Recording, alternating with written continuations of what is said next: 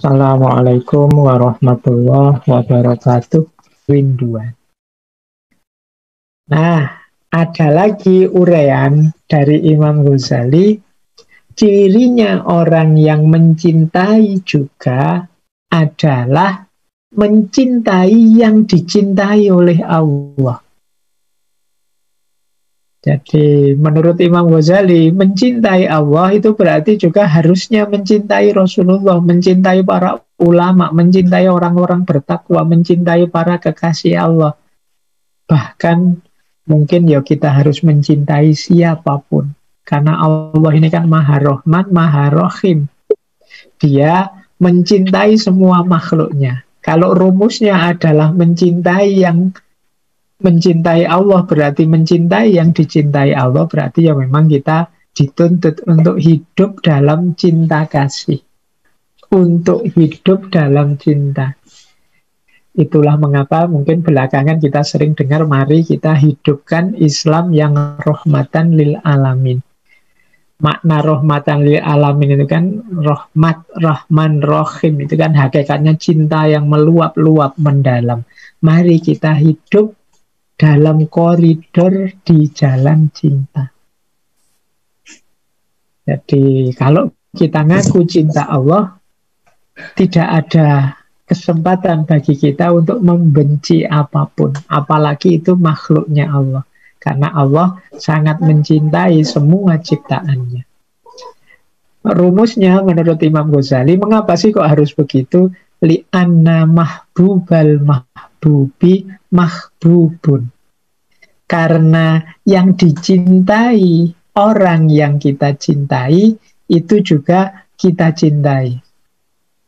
Ya kalau kita cinta pada misalnya istri suami kita, itu kan kita juga mencintai keluarganya, mencintai orang tuanya, mencintai anak-anaknya dan lain sebagainya. Li'anna mahbubal mahbubi mahbubun.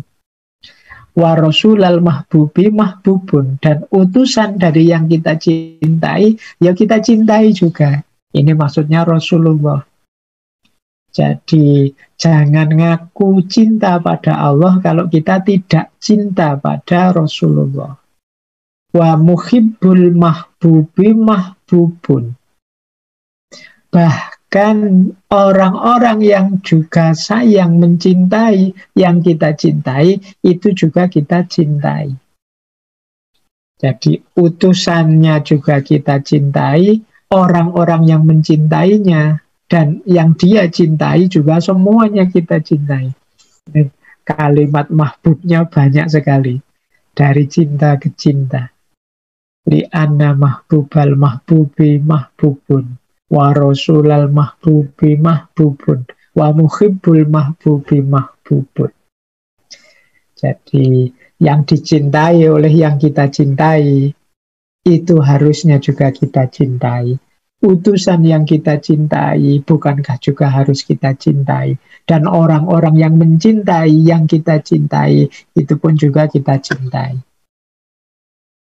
Berarti ya memang Islam itu agama yang penuh cinta. Dari cinta ke cinta. Yang puncaknya, porosnya, satu-satunya ya cinta kepada Allah. Baik, kita lanjutkan. Ini dasar-dasarnya dari kitab Ihya. Nah, sekarang kita mulai agak filosofis. Diawali dari bahasannya Imam Ghazali tentang awal mulanya cinta.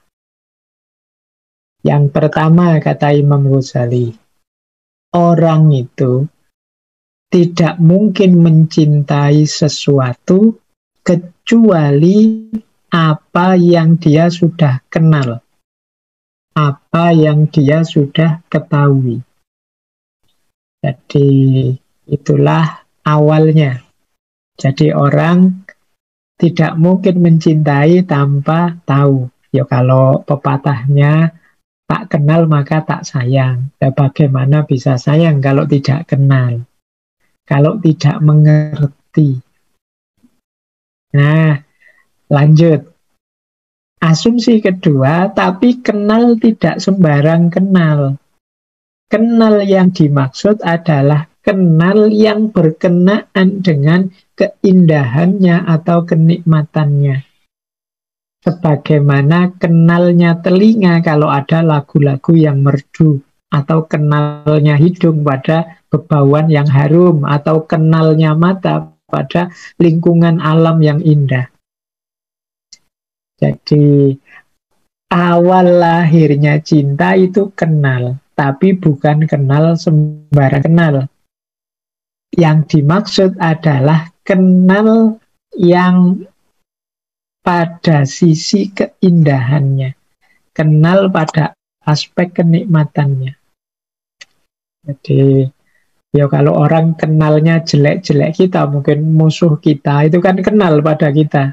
Tapi dia tidak sayang, dia benci pada kita. Kenapa? Dia kenalnya pada bagian-bagian yang dia tidak suka.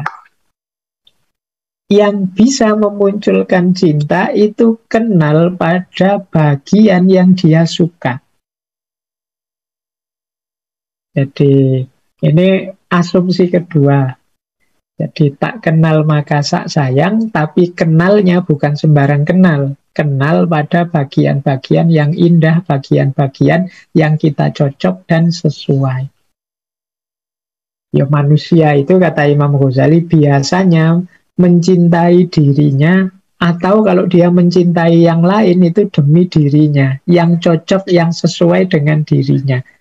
Maka kalau dia mengenali sesuatu, kok dia merasa tidak cocok, tidak nyaman, merasa tidak indah, tidak sesuai dengan seleranya, biasanya ini tidak akan tumbuh jadi cinta.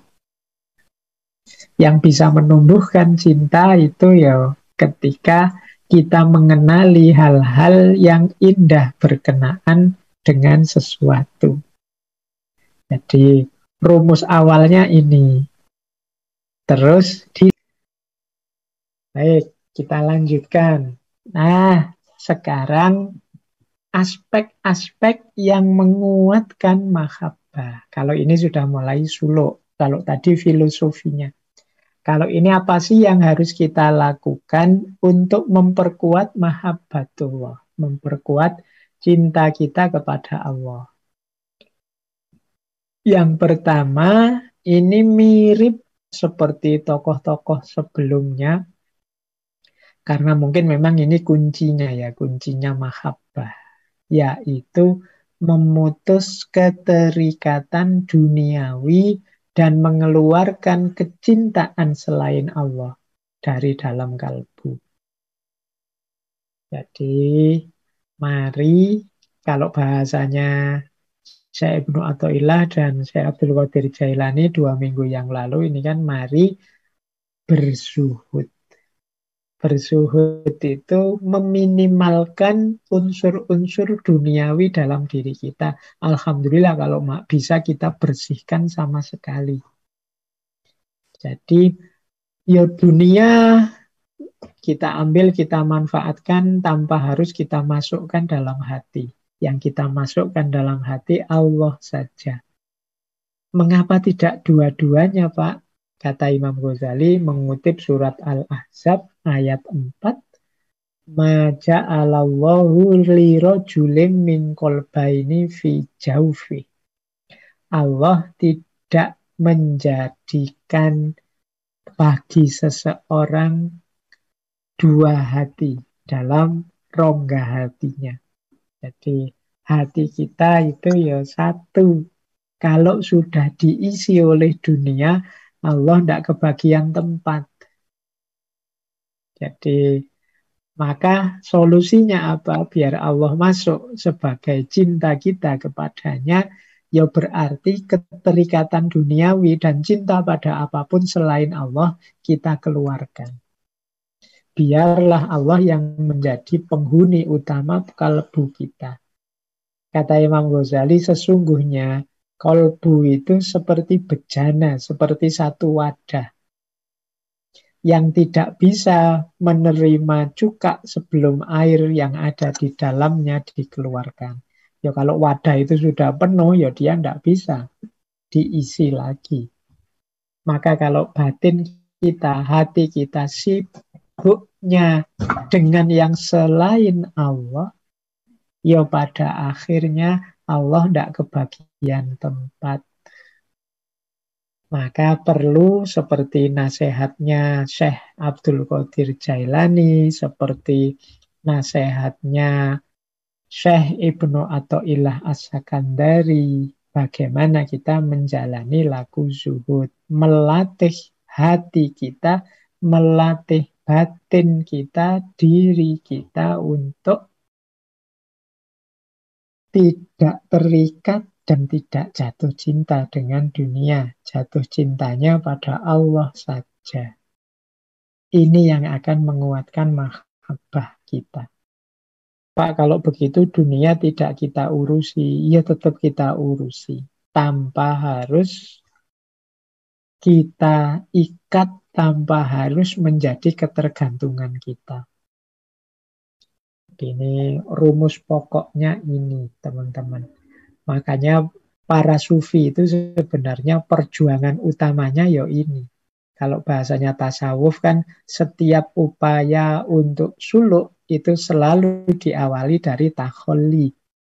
Takholli itu membersihkan batin, membersihkan hati kita dari hal-hal yang duniawi, yang tidak relevan dengan kecintaan kita kepada Allah.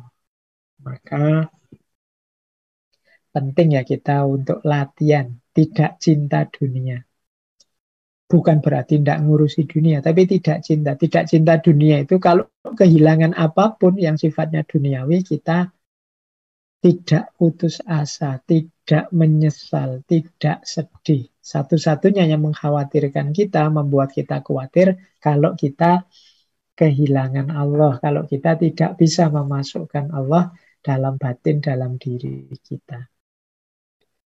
Baik, jadi yang pertama itu ya, keterikatan duniawi akan menguatkan cinta kita pada Allah. Kalau kita bisa memutus keterikatan duniawi, lebih mudah kita mencintai Allah. Yang kedua, kekuatan makrifat. Makrifat itu boleh di sini didefinisikan pengenalan, pengetahuan kita tentang Allah. Semakin kita tahu, semakin kita kenal, semakin kita dekat dengan Allah, pasti semakin kuat cinta kita kepadanya. Ini kalau dulu Al-Farabi menyebutnya ya, menempuh jalan mendekat kepada Allah lewat jalur akal budi. Jadi semakin wawasan kita bertambah tentang Allah, semakin kita cinta kepadanya. Semakin kita saksikan betapa Allah itu maha kuasa, betapa Allah itu maha penyayang. Ada fenomena apapun kita sambungkan dengan Allah, sehingga kita semakin mengenal tentang Allah, ini akan membuat cinta kita kepada Allah bertambah terus. Jadi semakin kuat.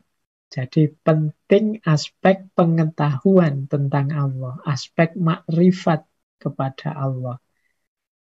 Jadi semakin orang kenal, semakin orang mencintai. Kalau tadi tak kenal maka tak sayang, berarti semakin mengenal akan semakin sayang. Karena kalau ini Allah akan semakin tampak betapa Allah itu maha besar, betapa Allah itu maha kuasa, betapa Allah itu maha penyayang, dan sangat patut dicintai. Kalau kita bisa jatuh cinta pada kecantikan, kegagahan, dan lain sebagainya, harusnya kita juga bisa jatuh cinta pada Allah yang maha cantik dan maha gagah. Itu kalau kita sudah makrifat tentang kegagahan Allah dan keindahannya. Kenapa kok kita belum jatuh cinta? Kemungkinan kita belum makrifat. Makrifat itu pengetahuan yang mendalam, yang hakul yakin, yang hakiki tentang Allah. Nanti menarik, Imam Ghazali menjelaskan bedanya orang kuat dengan orang lemah. Kalau orang kuat, itu dia makrifat dulu kepada Allah, setelah itu pengenalan pada Allah itu menjadi titik pijak mengenali apapun di alam semesta ini. Ini orang-orang kuat. Setelah aku kenal Allah, dekat dengan Allah, sekarang aku membaca apapun di sekelilingku sesuai dengan perspektif Allah. Melihat peristiwa tertentu kita baca, oh itu kekuasaan Allah. Oh itu keindahannya Allah. Oh itu jamaliyahnya, itu jalaliyahnya. Oh itu betapa agungnya Allah. Wah ini betapa pemaafnya Allah. Ada orang banyak salahnya tapi masih diizinkan bertobat dan lain sebagainya. Ini orang kuat.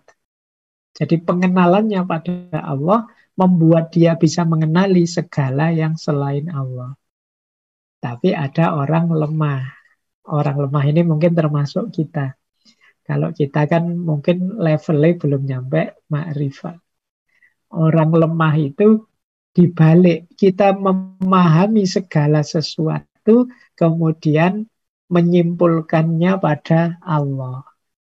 Ya, mudahnya kan sering diilustrasikan kita melihat alam semesta ini misalnya, wah alam semesta ini tertib sekali ya, alam semesta ini tertata sekali ya, alam semesta ini betapa cocoknya untuk manusia ya. Oh berarti ada yang mengatur, berarti ada yang menciptakan. Nah, alam semesta membawa kita kepada Allah.